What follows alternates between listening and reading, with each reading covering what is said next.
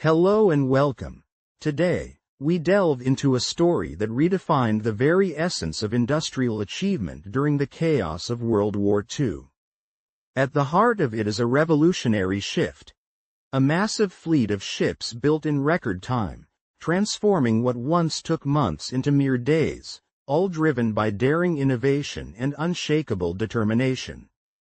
But how did untrained workers, many with no maritime background, assemble giant cargo ships in less than a week? Could welding replace centuries-old riveting techniques without compromising safety? What secret strategies allowed these ships, initially dismissed as crude, to outperform traditional vessels and even survive decades of service? And most intriguingly, how did a man with no prior shipbuilding experience unleash a manufacturing revolution that would influence industries worldwide long after the war ended? This is a story of bold ideas, rapid transformation, and human ingenuity. A tale where conventional limits were shattered in the crucible of necessity. Because behind every astonishing number and speed record lies a deeper question. How far can innovation take us when the stakes are nothing less than victory itself? In this video, we will trace the extraordinary journey from skepticism to success, uncover the engineering secrets behind the fastest ships ever built, and reveal how a wartime crisis sparked a manufacturing revolution that changed the course of history. The most remarkable achievements are about to unfold. So stay with us as we begin the incredible story of the Liberty ships and the industrial giants who made impossible become reality. On the crisp morning of November 12, 1942, in the bustling industrial outskirts of Richmond, California, a remarkable event was unfolding that would become etched into the annals of maritime history forever. Before a gathered crowd of officials, journalists, industrialists, and curious onlookers, a massive cargo ship, destined to serve crucial wartime needs, stood poised to make its grand debut. Measuring an incredible 441 feet from bow to stern and weighing over 28,590,000 pounds, this vessel was not the result of months or even years of painstaking craftsmanship typical of traditional shipbuilding. Instead, it was a testament to unprecedented speed and innovation in American manufacturing. This extraordinary ship, known as the SS Robert E. Peary, was ready for motion after only a little over 4 days, 15 hours, and 29 minutes of assembly. Such speed defied the long-standing conventions of maritime construction, where similar vessels had historically taken anywhere from 6 to 8 months, or sometimes even longer, to be completed, an ironclad rule that had persisted since the era before the American Revolution. This project, however, had shattered those norms, marking a groundbreaking departure from conventional shipbuilding timelines and techniques. What made this feat even more astonishing was the composition of the crew who had brought this ship to life. The section of workers stepping away from the hull was composed not of seasoned shipyard veterans or highly skilled maritime craftsmen, individuals steeped in decades of experience and tradition. Instead, they were ordinary Americans, former secretaries, farmers, housewives, and laborers who, remarkably, had only learned welding and basic assembly techniques just weeks before. These newcomers had no extensive maritime background, yet they had been trained swiftly and effectively enough to contribute to what many considered an impossible task. As they took a step back, a wave of awe swept over those assembled, officials, reporters, and competing shipbuilding companies alike. The moment underscored a profound transformation in American industrial capabilities. A revolution not born of traditional methods but driven by innovative approaches and a relentless pursuit of efficiency. This was a revolution in manufacturing, systematic, methodical, and designed to meet the urgent demands of a war-torn world, one that would resonate across decades of American industry. The victory of the Allied forces, it seemed, was now being written in the stark arithmetic of production rates and logistical efficiency rather than solely on battlefields. This undertaking defied every assumption maritime experts had held for generations regarding shipbuilding limits, the time frames required for construction, and the very industrial potential of the United States. This transformative wave had roots stretching back to the late days of 1940, specifically December 27, 1940, when a man named Henry J. Kaiser inked his first contract to build ships for wartime service. Kaiser was an unlikely pioneer, an individual who had never previously built a ship in his life, had never managed a shipyard, and had spent most of his career engaged in large-scale earth-moving projects and massive dam constructions across the American West. Yet, at the age of 58, he stood before the U.S. Maritime Commission, confidently promising that he could deliver 30 cargo vessels for the British government within just 2 years. An audacious goal considering his lack of maritime experience. Many of the seasoned shipbuilders of the time dismissed Kaiser's venture as naive and overly optimistic. The well-established Todd shipyards in Bath, Maine, one of the oldest American shipyards with a storied history dating back to the 19th century, reluctantly agreed to partner with Kaiser on this ambitious project. They believed their traditional expertise would compensate for the apparent naivety of the newcomer. However, what these veterans failed to grasp was that Kaiser's very inexperience in specific shipbuilding processes might actually work to his advantage. Among observers and industry experts was William Francis Gibbs, a highly regarded naval architect whose firm, Gibbs and Cox, had designed some of the most advanced American ships based on British plans. Having designed more vessels than Kaiser could have ever seen in his lifetime, Gibbs watched Kaiser's efforts with a mix of skepticism and curiosity. Yet, what began as doubt gradually evolved into recognition that a revolutionary change was underway, a change rooted in scientific planning and innovative manufacturing principles. By early 1941, both Kaiser and his engineers had intimately examined traditional methods of constructing ships in meticulous detail at Todd shipyards in New York.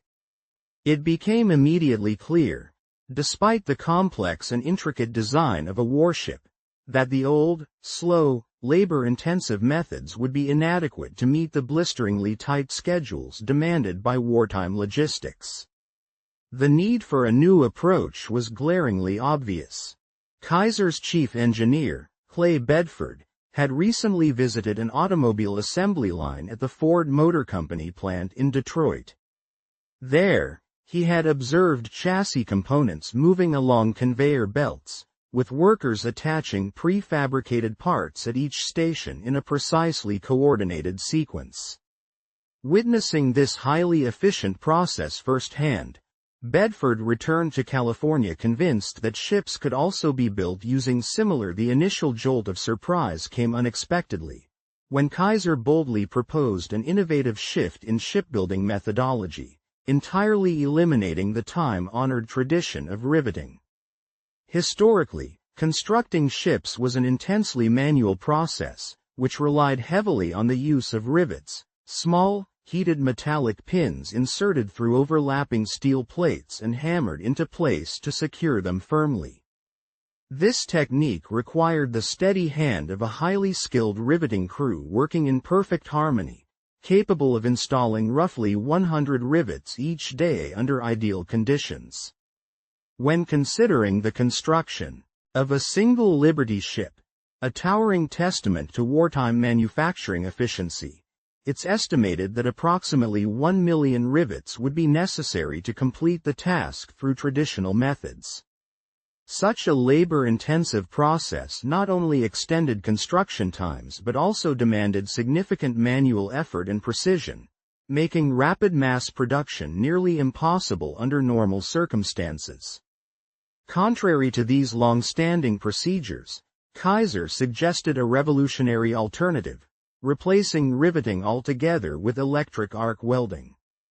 This was no ordinary suggestion but a well-initialized innovation based on Kaiser's extensive experience in pipeline construction across the vast expanses of the American West. He had mastered welding techniques that, if applied to shipbuilding, could dramatically accelerate production and reduce reliance on the extensive manual labor that rivets required. However, the idea was met with intense skepticism by the maritime establishment. Prominent figures such as Vice Admiral Emory Land, who served as the chairman of the United States Maritime Commission, scrutinized Kaiser's proposition with considerable doubt. His private correspondence, now preserved within the National Archives, revealed the hardened resistance of the traditional shipping community. Many officials believed that welding had yet to be proven capable of providing the structural integrity and reliability necessary for the enormous hulls of warships and cargo vessels. In particular, the British Navy, the dominant maritime power at the time, strictly prohibited welding on the hulls of their warships, citing concerns over the long-term durability and safety of welded joints compared to riveted hulls. To Kaiser's critics, this was indicative of the risks involved in replacing established methods with what was, in their view, an untested and possibly unreliable technique. Moreover, they worried that in wagering America's critical supply lines and wartime shipping on capriciously proven technology, opinion and tradition still held significant sway over innovation. Nevertheless, Vice Admiral Land and other military leaders recognized a grim reality that necessitated daring experimentation anew. Allied shipping routes were under relentless attack from German U-boats and surface raiders, vessels that were sinking Allied ships at an alarming rate. The figures from 1941 alone underscored the dire situation. Approximately 3,600,000 tons of Allied shipping disappeared beneath the waves, lost to enemy action, navigational hazards, or other causes.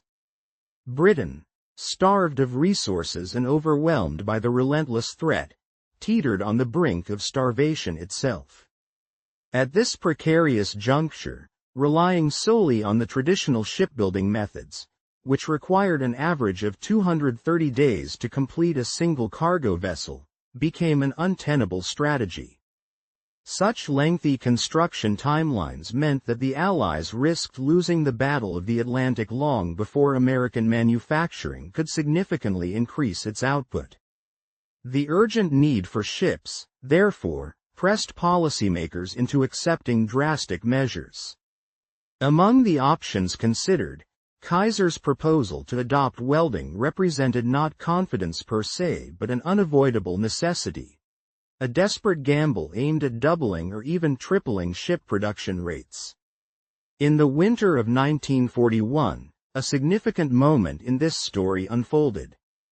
The shipyard at Richmond, located on previously barren mud flats along the East Coast, swiftly transformed from an empty, unpromising terrain to a bustling hub of wartime industry within less than a year. The facility was built rapidly between January and December, emerging as a symbol of unconventional thinking and aggressive engineering, particularly because Kaiser's team employed construction techniques that drastically broke with tradition. Rather than replicating the familiar massive gantry cranes and long, angled building ways typical of established shipyards, designed for manual assembly and traditional methods, the Richmond yard was laid out quite differently. Its design resembled an automobile assembly plant, with open spaces for prefabrication laying bare and expansive, efficient, and highly organized. 7 parallel build lines connected by connecting track systems stretched across the yard, enabling the swift movement of large steel components weighing up to 150 tons. Overhead cranes, powered with enough capacity to handle entire sections of ships, stood at intervals of roughly 100 feet across the yard, ready to lift and position massive prefabricated sections with precision. Take note of the shipyard's radical design and layout. as highlighted in the confidential inspection report penned by John Riley, a seasoned naval architect from Bethlehem Steel Corporation with over 30 years in shipbuilding. During his visit in May for inspection, Riley noted that Kaiser's approach defied every traditional principle of shipyard efficiency he had learned and encountered during his long career. He observed that the prefabrication areas, created for rapid assembly, were unnecessarily vast. The crane capacity appeared excessively over-engineered. Throughout history, critical skills and knowledge have often been transmitted from father to son, passed down through generations as treasured family secrets or practical abilities that shape a person's livelihood and identity. Recognizing the importance of developing a skilled workforce rapidly, Kaiser embarked on a bold promotional campaign, advertising extensively across newspapers throughout the United States. His advertisements boldly proclaimed a compelling offer: wages that were 20% higher than the customary rates prevailing in the industrial sector, paired with a promise to provide comprehensive training to anyone eager to join the effort. This strategy aimed to attract a broad pool of willing workers, regardless of their prior experience, by emphasizing opportunity and a generous reward for their labor. The first eager groups of new recruits began arriving in Richmond during August of the year 1941, eager to contribute to the unprecedented wartime shipbuilding effort. Kaiser's innovative approach, which involved breaking down the complex, skilled craft of shipbuilding into simple, repeatable tasks akin to those used in assembly line manufacturing, proved to be extraordinarily effective. This systematic simplification allowed untrained workers to quickly learn the necessary procedures, transforming production processes that traditionally demanded extensive apprenticeship into rapid, focused training sessions.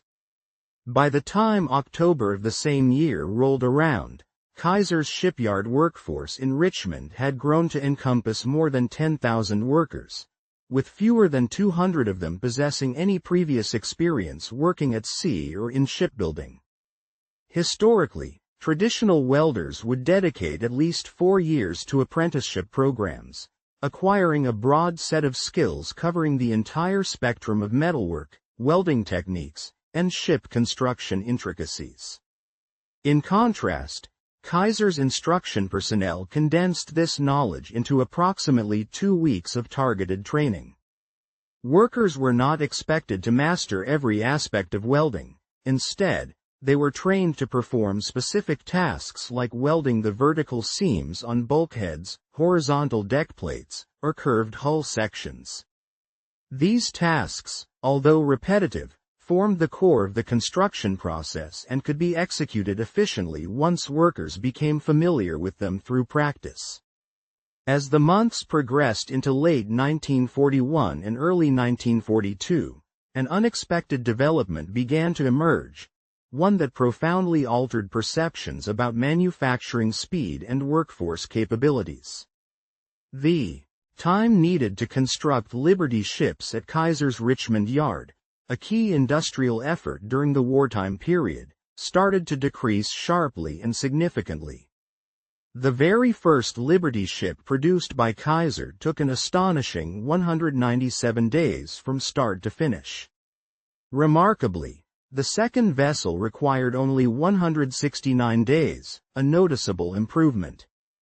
By the time the fifth ship was completed, this timeframe had shrunk to 128 days, and by the 10th vessel, the duration had been cut further to just 97 days.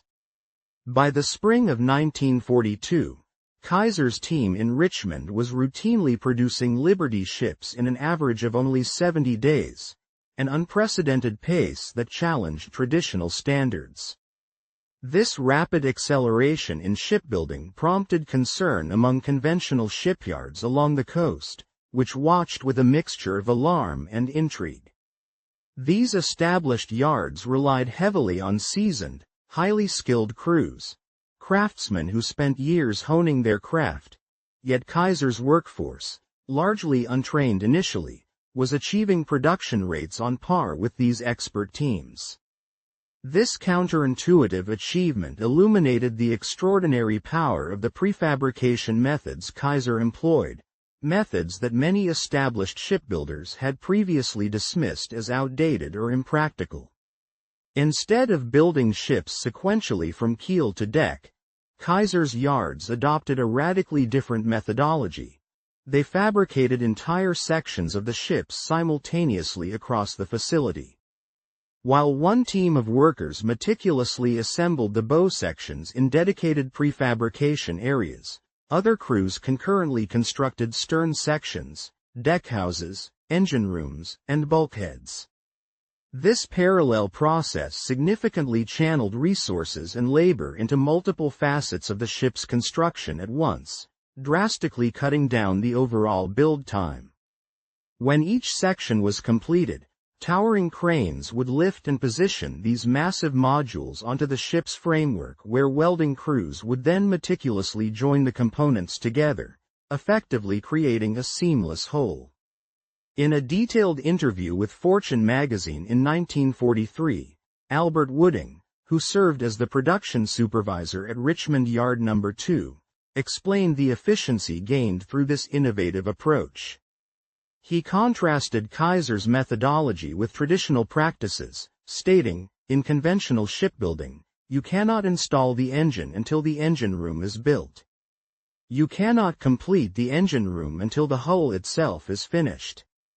Everything must unfold in strict, sequential order." In other words, the traditional method mandated that each process was completed step by step, causing prolonged delays. Kaiser's approach, however, enabled true parallel manufacturing. As one crew welded hull plates in one part of the yard, another team simultaneously assembled the engine in a separate area. When both components were ready, the engine would be carefully lowered into the pre-completed engine room, and the welders would then join it securely in place.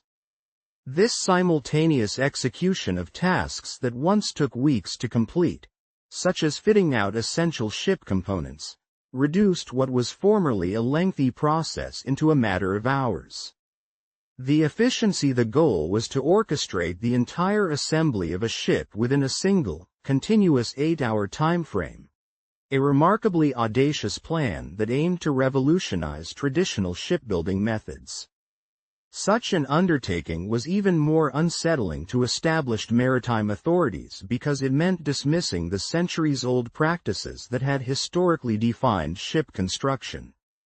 For generations, shipbuilding had been a painstaking process guided meticulously by detailed, carefully drafted blueprints, wherein every aspect of the vessel's design, dimensions, and materials was precisely specified by architects and engineers. These precise plans served as the foundation, ensuring that each ship met stringent safety and quality standards, and were regarded as sacred documents by traditional builders. In stark contrast, Kaiser brought a new approach, one emphasizing remarkable simplicity and speed. His engineers relied on streamlined drawings that only indicated basic measurements and dimensions rather than exhaustive details. The more intricate aspects of construction were left largely to the judgment and skill of the workers on the ground.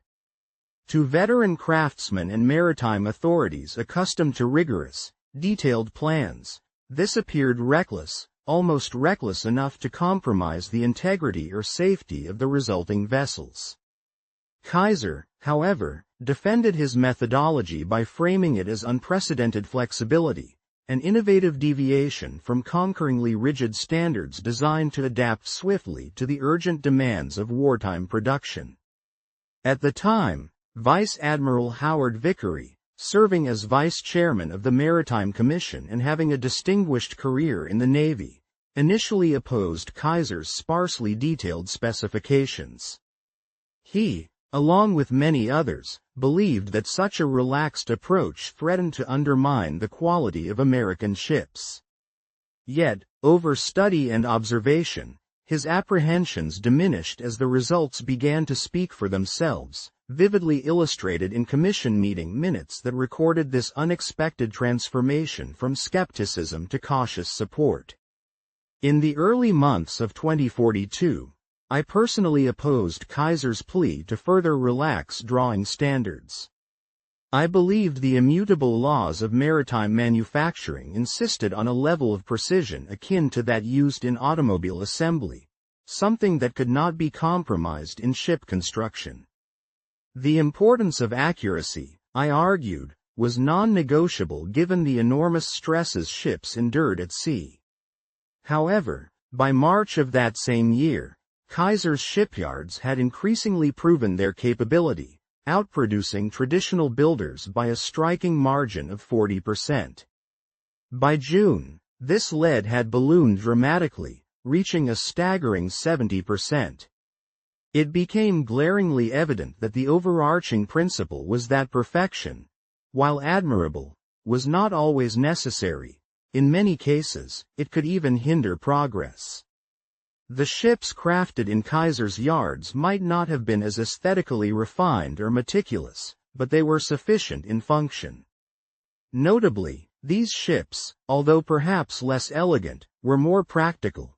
They delivered more cargo and supplies in less time than the more beautiful, meticulously crafted vessels still under construction elsewhere. As spring and summer of 2042 unfolded, shipbuilding within Kaiser's 7 distinct yards, spread across California, Oregon, and Washington, became a fiercely competitive arena.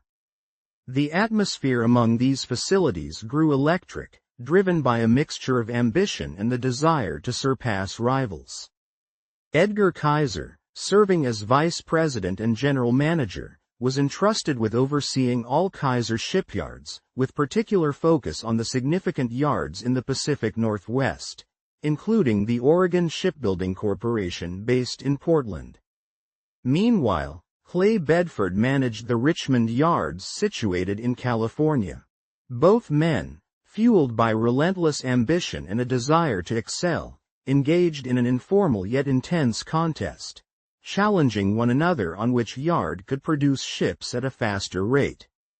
This rivalry between the Richmond yard and Portland culminated in a series of public tales that resembled sporting events, with newspapers reporting on progress like they tracked a football or baseball game. Updates detailing how many ships each yard had built appeared regularly, and records for speed fell one after another in this race against the clock. Perhaps the most remarkable feat was when, in September of 2042, Oregon Shipbuilding completed the construction of the vessel named Joseph Neal in an astonishing total of just 10 days. An incredible achievement that seemed almost impossible within conventional shipbuilding timelines. Though the competition electrified the industry and boosted morale by fostering a collective belief that extraordinary speeds could be reached, Vice Admiral Vickery ultimately intervened. Recognizing that these competitions, while motivating, could distract from the core goal of consistent, efficient production, he issued a directive to halt such speed battles, declaring them mere stunts that threatened to undermine focus and quality. Despite this, the relentless impetus created by the contest ethos had already served its purpose. Workers across Kaiser's shipyards now firmly believed that building ships at an unprecedented pace was not just a possibility, but an expectation, an imperative during wartime. By November of 2042, the industry faced what could be termed the ultimate test of this race against time. Vice Admiral Land paid a visit to Richmond to inspect the ongoing production efforts. During an informal conversation with journalists that was overheard by Clay Bedford, the Admiral made an offhand comment about how significantly Liberty ship on the condition that it would not interfere with the regular schedules of their ongoing production processes. A groundbreaking initiative was set into motion at the shipyard. Bedford, a figure of considerable influence in the maritime industry, chose a particular vessel for a historic experiment, specifically, the 57th hull to be constructed at Yard No. 2. This vessel was to carry the name SS Robert E. Peary, a tribute to the renowned Arctic explorer whose efforts in navigating icy seas had captured the imagination of many. The selection was not arbitrary. It was a deliberate choice aimed at demonstrating what could be achieved through innovative construction techniques under carefully managed conditions. Beginning at the early hours of Sunday, November the 8th, precisely at 1 minute past midnight, a monumental effort was launched. More than 1,000 highly skilled workers, organized into meticulously coordinated shifts, embarked upon a task that would push the boundaries of maritime construction, making history with an unprecedented achievement. This operation was characterized by an extraordinary level of synchronization, allowing the team to operate like a well-oiled machine composed of multiple parts working flawlessly in harmony. The core of this remarkable project was the strategic implementation of prefabrication, an approach where nearly every major component of the ship was manufactured, inspected, and staged well in advance of the actual assembly process. This meticulous preparation reached its zenith during the phase of pier construction. By that point, no crucial element was left to be built on site. Instead, all significant parts existed in ready-to-assemble forms. For instance, the bow section alone, consisting of over 50 precisely machined individual pieces, had already been fully welded, equipped with essential hardware like anchors, chain lockers, and designated crew quarters at the front of the ship, all before the keel ever touched the laying beam. Similarly, the stern section was ready, containing a completed steering gear, a carefully aligned propeller shaft, and accommodations for the aft crew. The cargo holds, typically a complex and time-consuming part of shipbuilding, had been constructed as 4 enormous rectangular steel structures, carefully weighted to facilitate handling during installation. The main engine, a massive 21,000-pound triple-expansion steam power plant manufactured by Joshua Hendy Iron Works in Sunnyvale, had been securely mounted on its foundation structure and successfully tested before it was packed up for transportation to the site. In stark contrast to traditional shipbuilding methods, where the process from keel laying to deck completion might span months, Kaiser's yards adopted a radically accelerated workflow. From the inception of the construction project, the assembly process in these yards could be measured in days rather than months. Within just 4 days, the hull had been completed, with the engine installed, the deck houses precisely positioned, cargo holds firmly secured, and the steering gear mounted, all in such rapid succession that it shattered existing expectations for shipbuilding timelines. By Thursday, the 12th of November, at precisely 3:30 in the afternoon, a mere 4 days, 15 hours, and 29 minutes after the keel first touched the building way, the SS Robert E. Peary was successfully launched, sliding gracefully down the specially designed launching rails into the waters of San Francisco Bay. This marked a historic milestone in maritime engineering. The vessel was then delivered for active service on the 15th of November, achieving an additional record. From the laying of the keel to full operational status, only 7 days, 14 hours, and 32 minutes had elapsed. The event gathered a notable assembly of witnesses, maritime officials, high-ranking military officers, seasoned shipyard owners competing in the same arena, and press representatives from across the entire country. Many had assembled with the expectation that the vessel might fail to meet standards or that, despite appearing complete, it would ultimately lack functional readiness.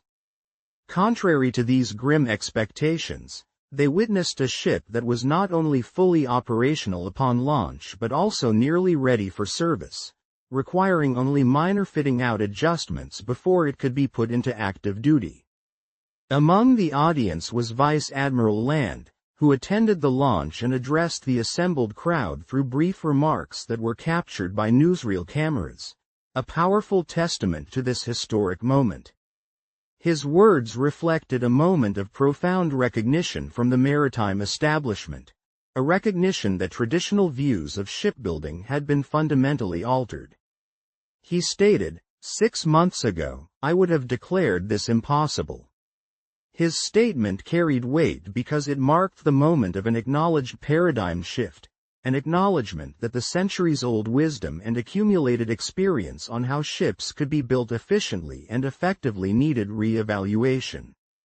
The traditional shipbuilding paradigm, which had been refined over more than 3,000 years of maritime history, held that constructing a properly equipped, seaworthy vessel within a span of only 5 days was an unthinkable feat. However, Henry Kaiser, an innovative and bold industrialist, had engineered circumstances that rendered that ancient wisdom obsolete. His methods, which involved extensive use of prefabricated sections and rapid assembly, demonstrated their efficacy not just as a theoretical possibility but as a practical reality. These new approaches were so compelling that they prompted the United States Maritime Commission to mandate the adoption of in December of the year 1942, in the bustling city of Richmond. A profound transformation in the approach to shipbuilding was quietly taking hold, signaling a seismic shift from traditional methods. The man at the core of this revolution was Henry J. Kaiser, whose confidential report, dispatched to his board of directors, laid bare a complete ideological collapse of the long-held, some might say ancient, ways of thinking about how ships should be constructed. It was a candid acknowledgement that, through his radical strategies, Kaiser had accomplished what many in the industry had previously believed to be impossible. He had refused to accept the limitations set by convention and traditions. Instead, he treated building ships not as an art handed down through generations but as a straightforward manufacturing challenge, akin to producing goods in a factory assembly line. Kaiser's approach was characterized by a relentless drive towards simplicity and efficiency.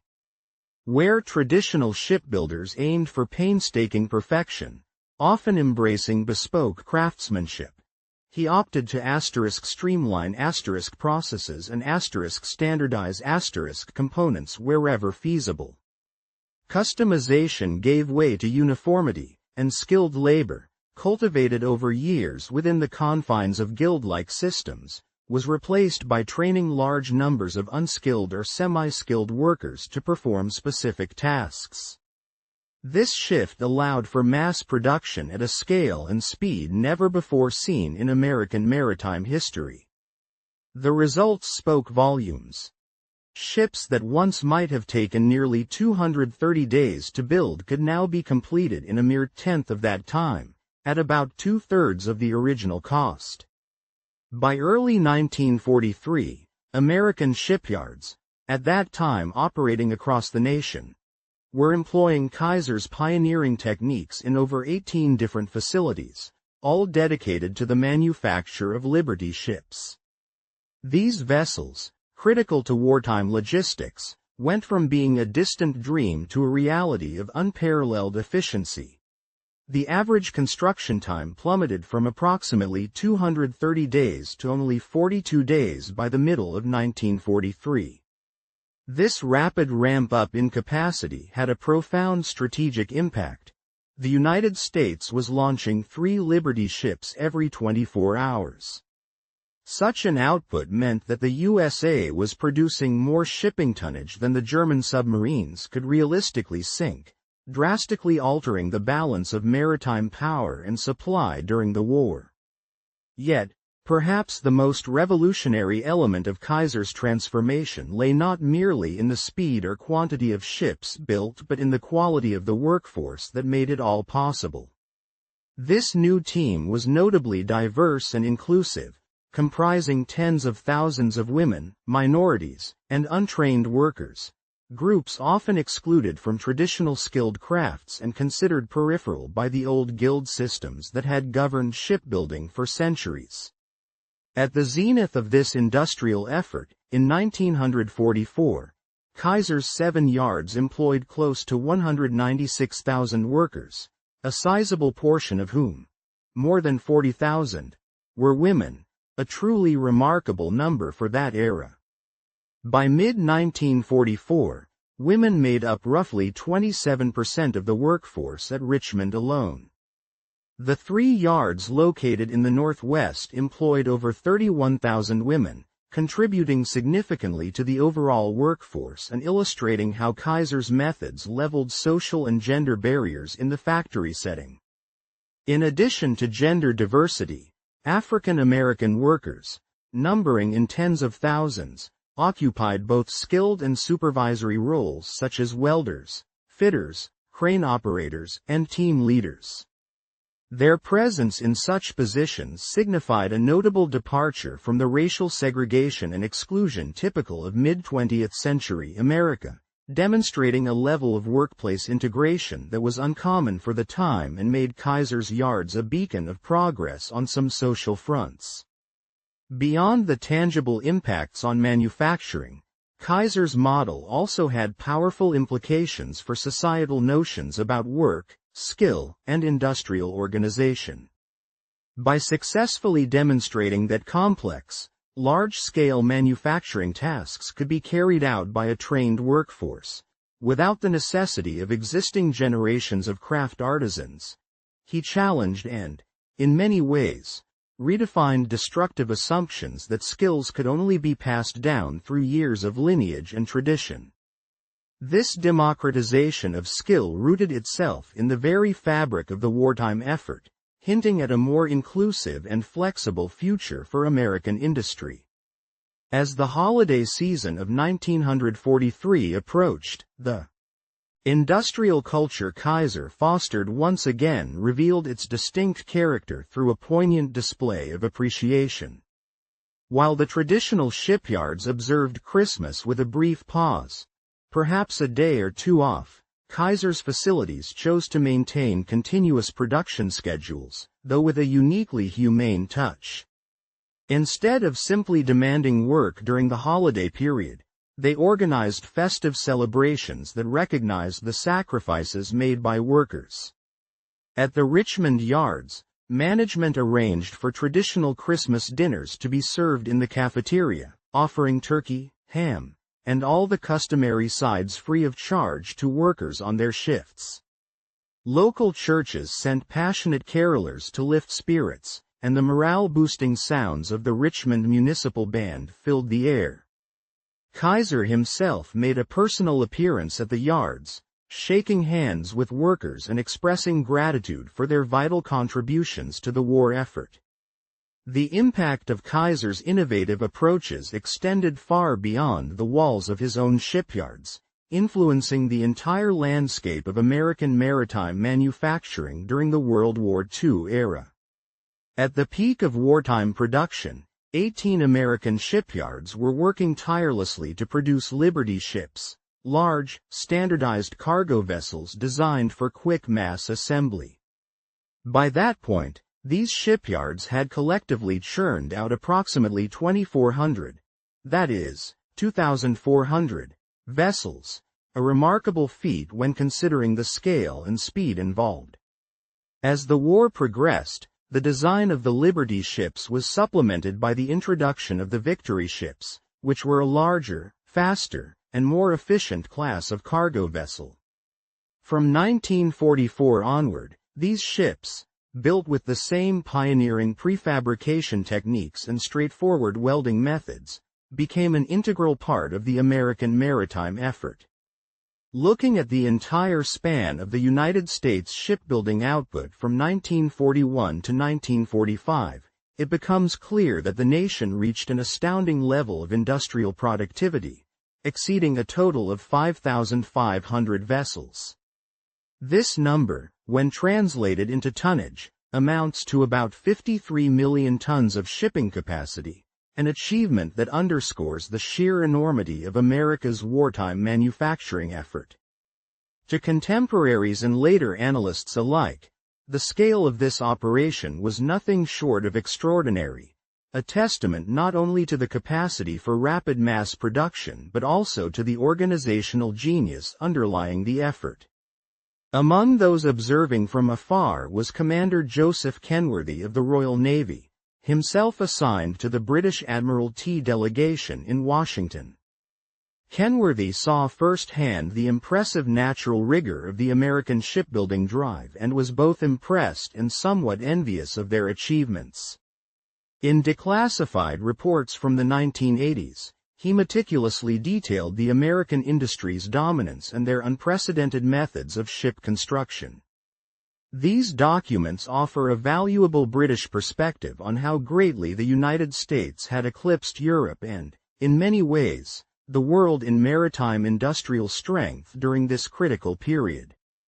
The sheer volume of American merchant shipping production outpaced the combined capacity of all other nations engaged in similar endeavors. For example, Kaiser's shipyards alone were regularly producing more tonnage in a single month than the entire British shipbuilding industry could manage over comparable periods.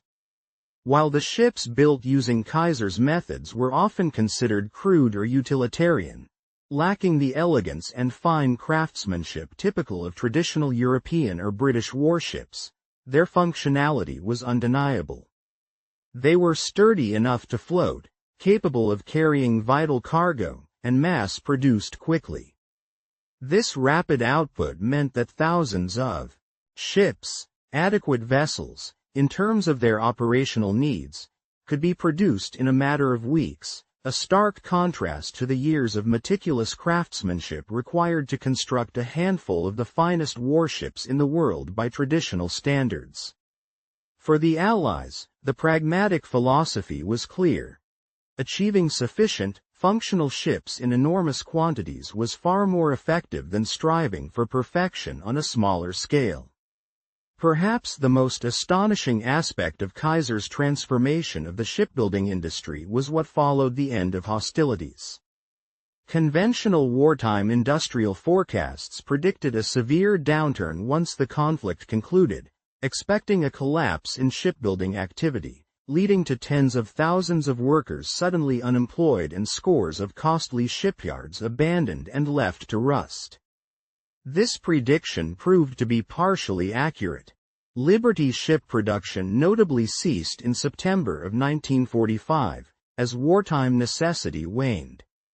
By December of the same year, Kaiser's workforce had drastically diminished from an all-time high of 200,000 workers down to fewer than 20,000 individuals, an 89% reduction in personnel. Similarly, the Richmond shipyards, which had employed upwards of 100,000 workers during their peak, found their facilities largely deserted by the spring of 1946. However, despite the contraction in immediate wartime activity, the revolutionary knowledge and techniques developed during this intense period of urgency did not fade away. The prefabrication methods, welding procedures, and parallel assembly line approaches pioneered by Kaiser and his team eventually became standard practice in global shipbuilding industries. When Japan and South Korea undertook significant efforts to rebuild and modernize their maritime sectors during the 1950s and 1960s, they carefully studied Kaiser's Liberty ship program. They adopted and adapted his manufacturing principles, establishing the foundation upon which their own shipyards were built. The vast industrial facilities established in places like Ulan in South Korea and Nagasaki in Japan, the centers that would later come to dominate international shipping construction for decades, stemmed directly from the revolutionary practices first demonstrated at Richmond. These shipyards, driven by simplified assembly processes and large-scale prefabrication, are often regarded as the direct descendants of Kaiser's innovative approach. John Bunker, a renowned professor of maritime history at the State University of New York Maritime College, summarized the enduring influence of Kaiser's methods in his definitive study published in 1972.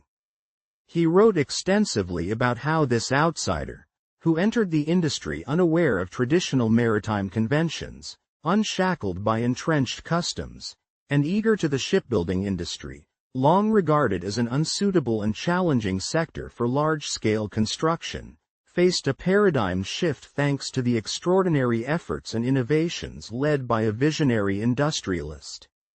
In just 3 years, he managed to produce a number of ships that exceeded the total volume of shipbuilding in the entire United States during the previous 100 years combined.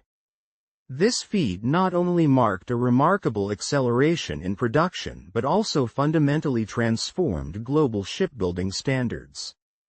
The methods he introduced, such as modular construction, prefabrication, and welding, later became the backbone of modern ship construction techniques. These practices are now universally adopted across all major shipyards, whether they build container ships in South Korea, oil tankers in Japan, or cruise ships across Europe. Essentially, the revolutionary processes introduced through this initiative laid the foundation for contemporary shipbuilding practices used worldwide. The magnitude of this achievement can be understood by examining a range of statistics that highlight both the sheer scale of the program and its extraordinary level of efficiency and success.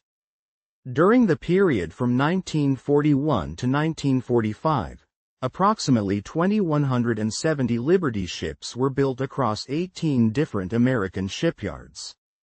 At the peak of this intense production phase, the yards were turning out nearly 1.8 ships every single day.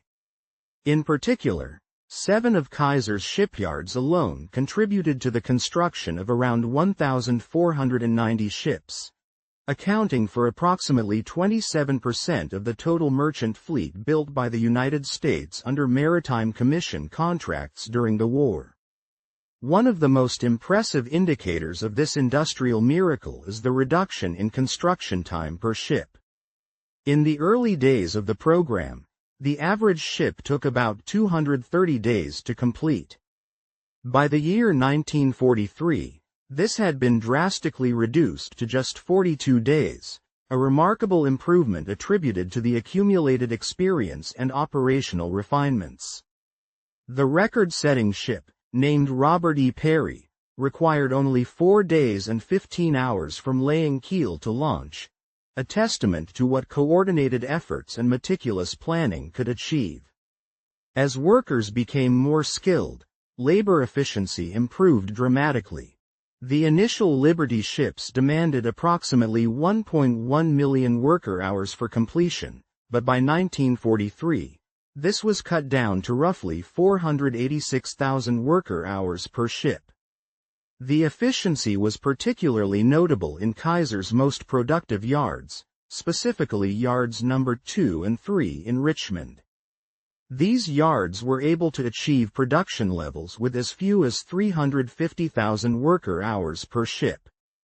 They accomplished this by implementing round-the-clock operations through 3-shift schedules, effectively operating 24 hours daily, along with leveraging extensive prefabrication techniques. This optimized approach not only sped up the process but also made it more cost-effective. In terms of expenses, the initial Liberty ships cost between approximately $1,750,000 and $2 million each, a substantial investment at the time. However, by the year 1943, costs had fallen to about $1.8 million per vessel, despite rising wages and increases in material prices, underscoring the significant gains in productivity and manufacturing learning curves. Each Liberty ship displaced about 14,245 tons when fully loaded and was capable of carrying approximately 10,800 tons of cargo. These mighty vessels could transport a diverse array of military and logistical equipment. They could carry 2,840 jeeps, 440 tanks, or an astonishing 230 million rounds of ammunition on a single voyage. Powered by triple expansion steam engines, deliberately designed with older technology that prioritized durability and ease of manufacturing, the ships achieved reliable speeds of around 11 knots, which was sufficient for convoy operations during wartime. Training workers to operate within this highly efficient production system proved equally impressive. Kaiser's industrial schools specialized in teaching specific tasks, usually in about 2 weeks' time. Even more remarkable, spot welders were trained to be fully productive in just 10 days.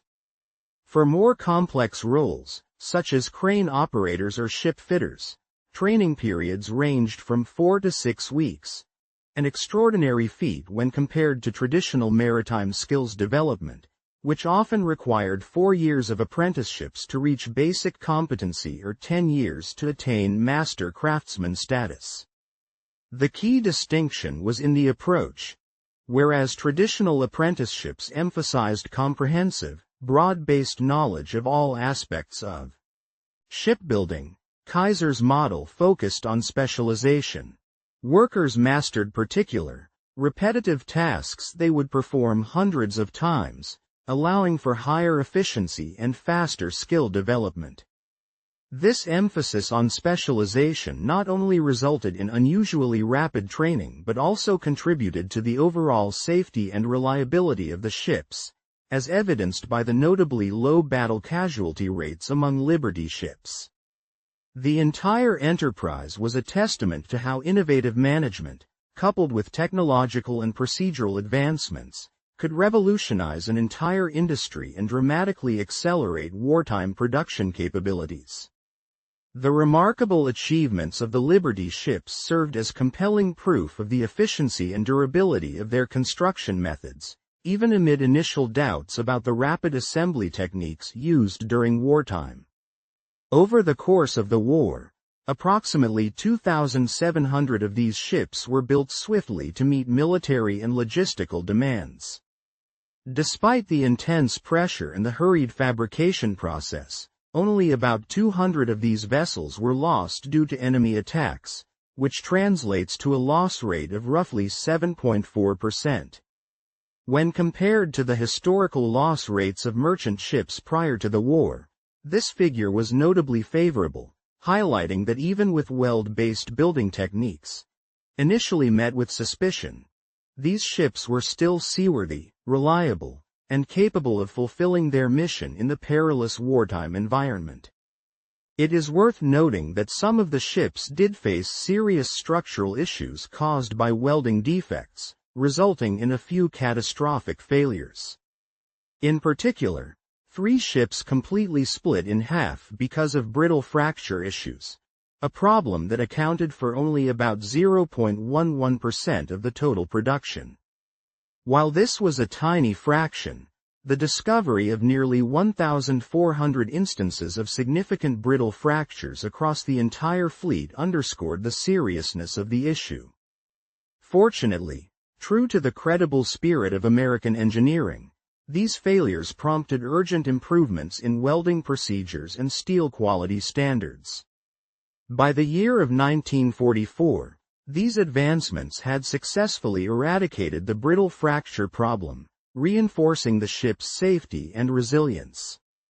The ultimate testament to the initial engineering approach was provided by the ship's longevity beyond their expected service lives. Designed as temporary construction units with an anticipated operational span of roughly 5 years, many Liberty ships exceeded those expectations considerably. A significant number continued to ply the seas and serve in various capacities for decades after the ceasefire, defying the original design limitations. An outstanding example is the SS John W. Brown, which was constructed in 1942 and, as of the year 2024, remains fully operational as a museum ship in Baltimore, Maryland. By then, it had proudly served an impressive span of 82 years since its launch. Similarly, the SS Jeremiah O'Brien, also built in the same year, is preserved in San Francisco as a floating monument to the wartime effort. It famously participated in the commemoration of D-Day 50 years after the battle, in 1994, and astonishingly sailed under its own power to Normandy for the anniversary celebrations. Another Liberty vessel, the SS Helles Liberty, functions today as a static museum exhibit in Greece, resonating as a testament to both historical importance and durable construction. Beyond their wartime service, many Liberty ships found post-war careers extending well beyond their originally intended lifespan. Of the approximately 2,510 ships that survived World War II, roughly 835 continued in commercial service into the 1960s, an extraordinary feat given their initial classification as temporary or emergency vessels. A significant number of these ships were sold to foreign shipping companies, where they remained operable into the 1970s, demonstrating their continued economic utility long after the war ended. Among the last Liberty ships to be built and delivered was the SS Albert MBO, completed on 30 October, 1945. Rather than being scrapped, this vessel was repurposed, sold in 1964 for just over $65,557. The following year, it was transformed into the fish cannery ship, Star of Kodiak, and was eventually anchored in Kodiak, Alaska, where it now serves as the landlocked headquarters for Trident Seafoods. A remarkable second life spanning over 8 decades since its original construction. The economic influence of the Liberty ship program extended far beyond mere vessel construction.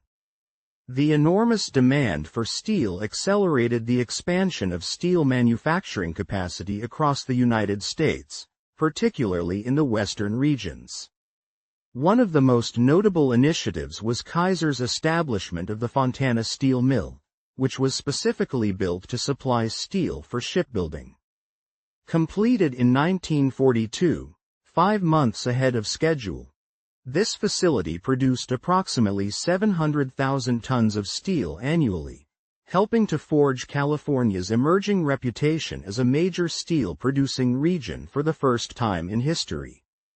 In addition to steel, Kaiser's industrial complex included facilities that produced magnesium, crucial for incendiary bombs, as well as aluminum needed for aircraft manufacturing. These industries supported a comprehensive, integrated war production effort, creating a ripple effect of employment opportunities across many communities. The city of Richmond in California, for instance, saw its population surge from about 23,000 residents in 1940 in order to support the growing shipyard output, reaching over 100,000 by 1943. Similarly, Kaiser's visionary development extended beyond California. He constructed Vanport City in Oregon, which at its peak became a bustling hub driven entirely by shipyard employment and associated industries. For a brief period, Vanport briefly held the title of the second largest city in Oregon, exemplifying the profound demographic and economic transformations fostered by wartime industrialization. This sweeping industrial was often mistaken, that with the right leadership, innovative thinking, and efficient organization, extraordinary achievements were possible even within industries considered to have limited capacity. This realization instilled a new confidence within America's industrial sector, emphasizing that flexibility and adaptability could drive rapid growth when truly needed. The surge in shipbuilding during this wartime effort not only met the urgent military demands but also sparked widespread advancements across various fields. The rapid manufacturing techniques and organizational principles pioneered for the Liberty ships laid the foundation for a new era in industrial productivity, fundamentally changing how industries approached large-scale manufacturing projects. These innovations proved both versatile and durable, influencing countless sectors well beyond maritime construction. This unprecedented industrial momentum created a ripple effect in the broader economy, encouraging investments in training, infrastructure, and technological development that outlasted the war.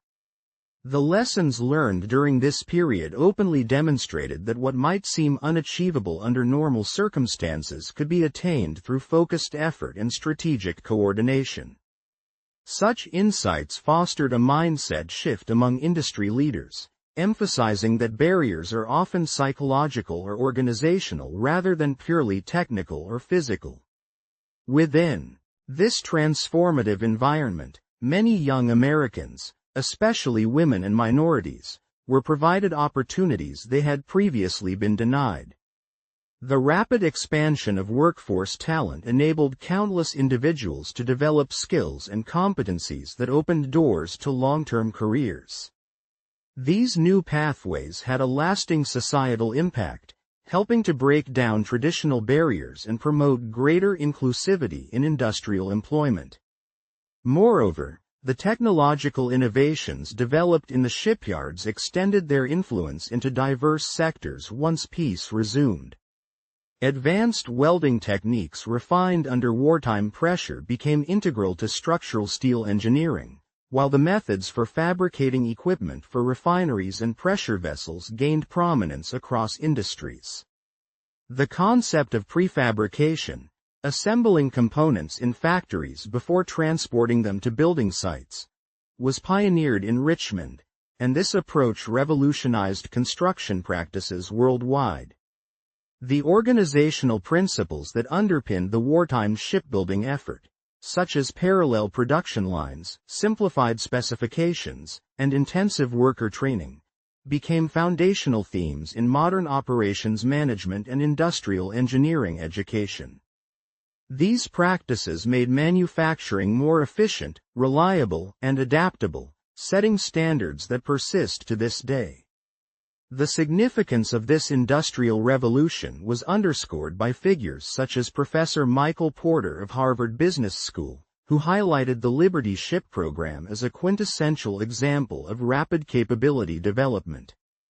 His analysis emphasized that a country's industrial capacity is not necessarily innate but can be cultivated swiftly when driven by urgent need, strategic organization, and innovative practices. At the outset of the war, the United States possessed only modest shipbuilding capabilities. However, within just 2 years, its yards were capable of producing a fleet of ships that exceeded the combined tonnage of every other nation at that time. This astonishing turnaround proved conclusively that the nation's industrial infrastructure, experienced workforce, and systematic production processes could all be scaled up dramatically in record time when properly orchestrated. This crucial lesson extended beyond wartime necessity, highlighting that organizational ingenuity is often the key limiting factor, rather than physical or material constraints. The transformation in mindset among industrial managers and engineers during this period proved as profound as the physical ships they produced. It challenged long-standing beliefs about limitations in production capacity, affirming that with determined leadership and well-designed systems, seemingly insurmountable barriers could be overcome rapidly. Before Kaiser and the Liberty Ship program, many believed that basic manufacturing skills, organizational structures, and technological capabilities were fixed or slow to develop. Kaiser demonstrated they could be cultivated swiftly and effectively. This optimistic outlook inspired countless future endeavors, showing that proactive management, innovation, and bold planning could turn organizational and conceptual constraints into opportunities for extraordinary growth. The legacy of the wartime shipbuilding effort thus not only transformed industries but also reshaped the principles of industrial capacity and organizational thinking for generations to come. The story begins with the realization that conventional wisdom, often rooted in tradition and long-standing practices, can be challenged and overturned through innovative thinking and systemic change. Breakthrough performances, especially in complex industries, frequently arise from the bold act of questioning fundamental assumptions, daring to reconsider what was once deemed unchangeable. This concept is vividly illustrated by the remarkable saga of the Liberty ships during World War II, a narrative that ultimately exemplifies a profound truth about human potential and the limitless possibilities of industrial ingenuity. While these ships played an undeniably critical role in securing the victory of the Allied forces, their importance extends far beyond their immediate function. What they symbolized was even more significant: the power of innovation to redefine manufacturing and mobilize human resources in unprecedented ways. At the heart of this story is a simple, yet powerful idea. Ordinary people, when provided with appropriate training and given the right opportunities, can accomplish extraordinary feats. Previously, building ships of such complexity and scale was a process that traditionally took years, steeped in lengthy craft traditions handed down through generations and characterized by meticulous craftsmanship. However, during the urgent wartime context, these lengthy processes were revolutionized, transforming what was once considered a matter of tradition into a systematic approach that enabled mass production in mere weeks. Industries that had resisted modernization, remaining rooted in centuries-old practices, suddenly found themselves capable of rapid transformation, often within mere months, when driven by necessity and fueled by inventive solutions. This convergence of urgency and creativity catalyzed an unprecedented industrial revolution, demonstrating that entrenched resistance to change could be overcome through determined innovation. One of the most notable reflections on this transformation came from Admiral Chester Nimitz, who commanded the United States Pacific Fleet during the conflict. In his memoir published shortly after the war in 1960, he vividly described the strategic significance of American maritime production. To trace the context, the United States fought across a vast stretch of the Pacific Ocean, approximately 5,000 miles wide, an expansive theater where supply lines were vital to the war effort. The remarkable part of this logistical feat was that ships were being constructed at such a rapid pace that they outstripped the enemy's ability to sink them. This tangible advantage bewildered Japan's military planners, who acknowledged the impressive capacity of American industry but believed it to be finite. Their strategy was straightforward: sink enough American ships, and eventually the relentless flow of supplies and reinforcements would grind to a halt, forcing the United States into negotiations or capitulation. However, what these planners underestimated was the ingenuity of Henry Kaiser, the visionary shipbuilder whose efforts became legendary. By the year 1944, U.S. shipyards were producing ships at a rate faster than the German U-boat campaigns could destroy them. This shift in the logistics dynamic was supported by a simple mathematical reality. When the number of ships built daily exceeded those sunk daily, the tide of the war at sea was inevitably turned in favor of the Allies. The ability to manufacture 3 ships every day imparted a decisive advantage, an advantage that was rooted in industrial capacity rather than battlefield heroism. It became evident that victory in the Pacific was not solely dependent on combat prowess but heavily reliant on the prowess of American industry, particularly the shipyards of Richmond, Portland, and Baltimore, which contributed significantly to the war effort. Essentially, the war was won not just through battles on the beaches of Eniwetok or Okinawa but through the relentless, systematic manufacturing of ships behind the scenes. While Kaiser's contribution included the production of nearly 1,490 ships, perhaps his most significant legacy was not just the sheer volume of vessels built but the revolutionary shift in industry standards and beliefs it engendered. For example, one ship, the Robert E. Peary, was constructed in less than 5 days. Standing as a vivid, tangible evidence that traditional approaches and long-held assumptions about manufacturing timelines and processes could be fundamentally questioned. This rapid build challenged the notion that tradition equated to truth and drew attention to the possibility that conventional wisdom was often an obstacle to progress. It demonstrated that breakthrough improvements could only be achieved through revolutionary approaches, by questioning accepted limits and pushing the boundaries of what was deemed possible. Initially, the maritime establishment, which viewed Kaiser as an outsider operating outside accepted norms, dismissed his methods and techniques in 1940. Yet, in the aftermath of the war, these same experts began to scrutinize, study, and, eventually, adopt many of the innovative processes Kaiser introduced.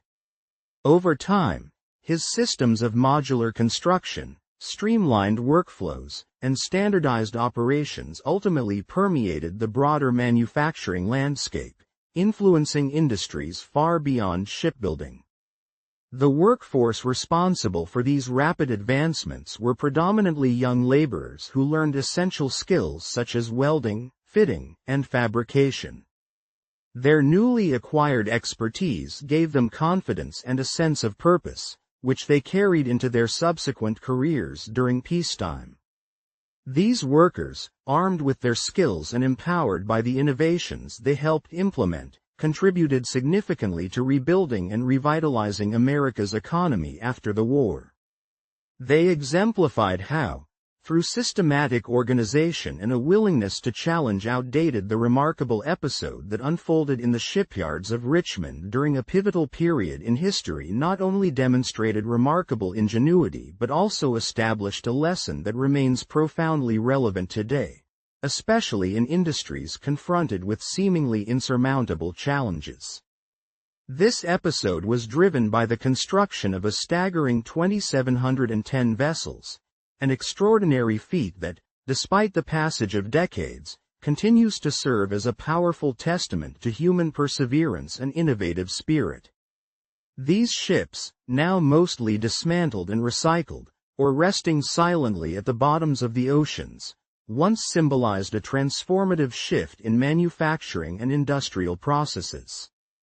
They stood as a vivid reminder of how conventional wisdom often underestimates what can be achieved when determined minds challenge preconceived notions of impossibility.